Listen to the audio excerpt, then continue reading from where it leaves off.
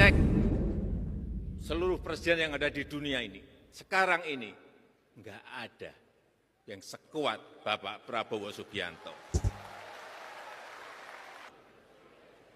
Yang jadi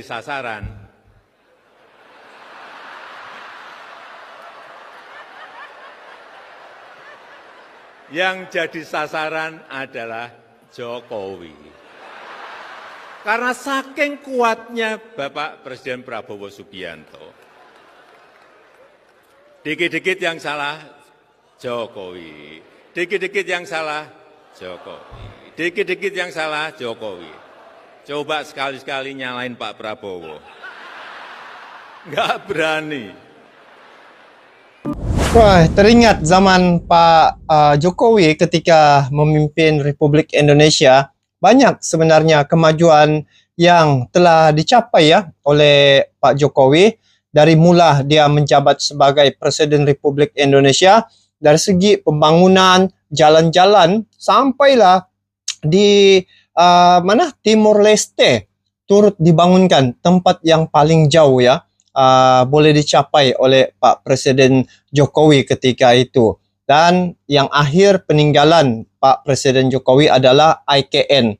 Itu adalah ibu kota Nusantara ataupun ibu kota negara Indonesia yang baru yang akan dipindahkan ke Kalimantan. Itu dalam progres dan hampir siap sudah saya lihat.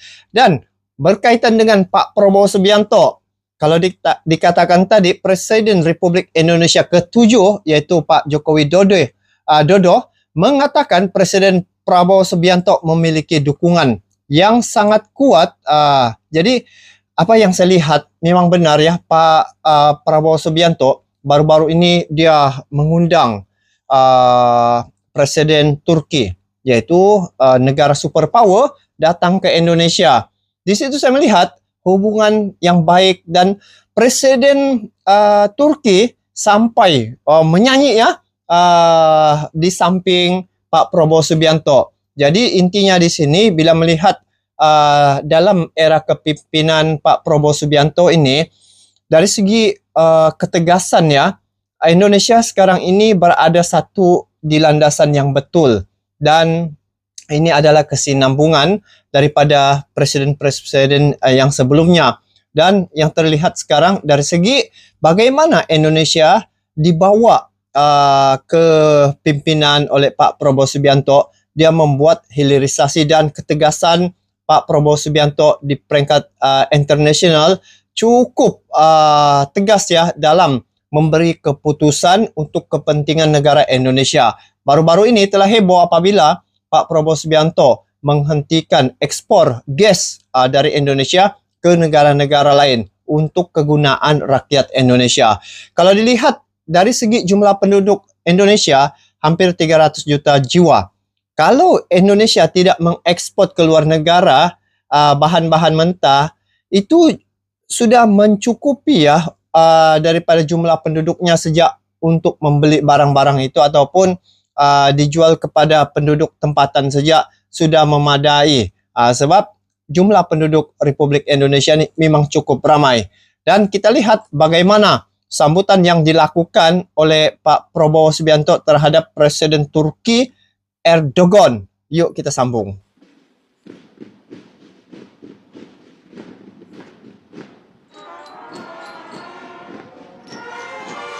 Oh nih. Macam inilah sambutan yang dibuat. Barisan berkuda. Saya lihat di berita, barisan berkuda ini ada hampir 75 pasukan ya, 75 orang yang menaiki kuda nih. Lepas tu dari segi permotoran ada 17 motor berkuasa besar. Gila. Itu adalah satu sambutan yang telah dilakukan terhadap Erdogan ya, negara superpower. Lagi kita tengok sini. Ini momen Presiden Turki Erdogan menyanyi dalam kunjungan ke Indonesia. Jarang-jarang guys berlaku. Why, sangat dekat ya Erdogan dengan Indonesia nih. Begitu juga dengan Pak Jokowi sebelum ini.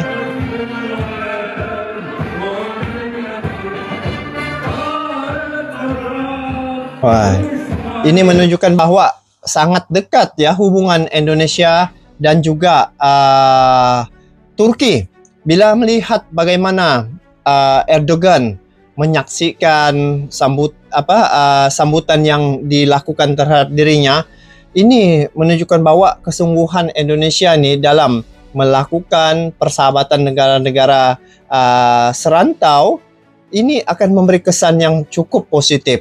Lagi-lagi sekarang ini Indonesia dipimpin oleh Pak Prabowo Subianto yang merupakan presiden yang dipilih ataupun terpilih untuk kali ini, dan beliau ini memang cukup bersemangat ya Pak Prabowo Subianto dan tidak mudah putus asa.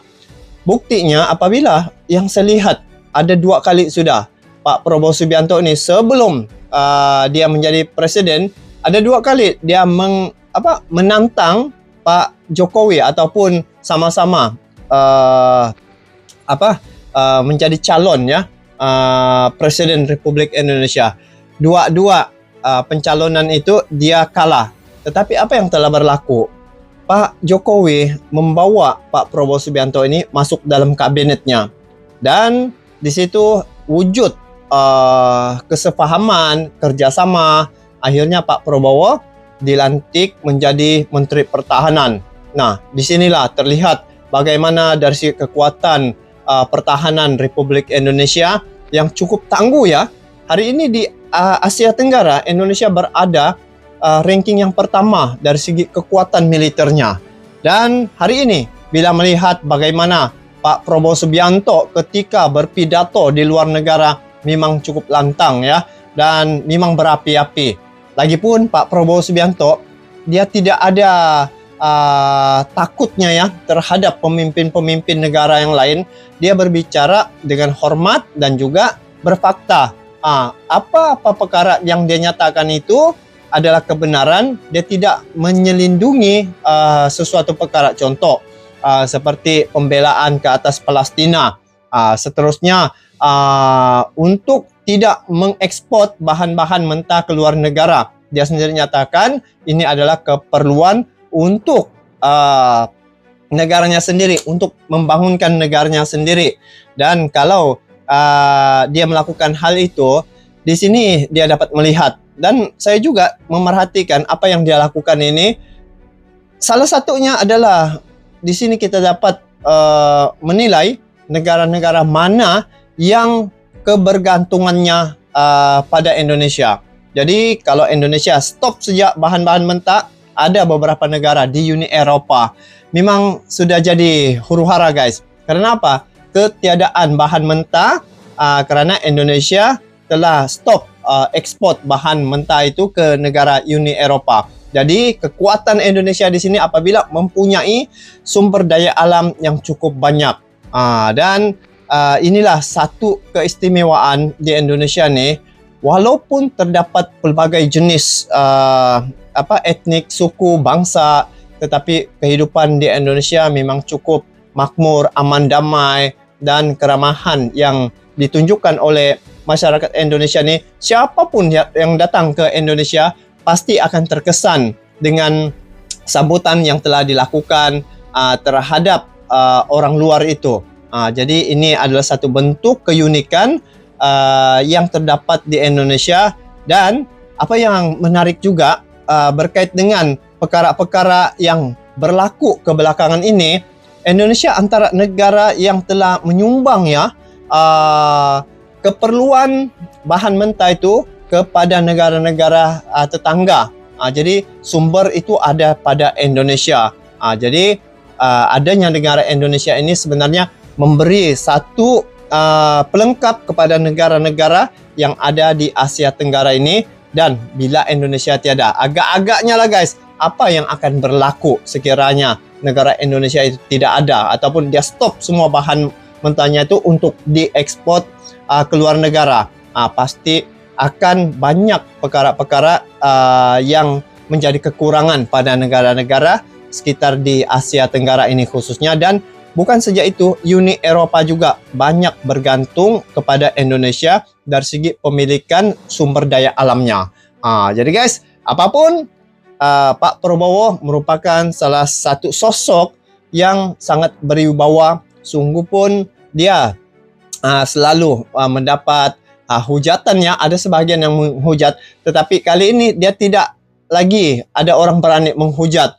Semua disalahkan kepada Pak Jokowi. Seperti mana dikatakan tadi, tidak ada satu orang pun yang berani menyalahkan Pak Prabowo. Semua beralih pada Pak Jokowi. Dan memang Pak Prabowo Subianto ini adalah salah seorang pemimpin yang disegani dan juga dihormati di peringkat internasional. Itu yang saya lihat melalui kacamata pandangan saya sebagai orang bukan tinggal di Indonesia.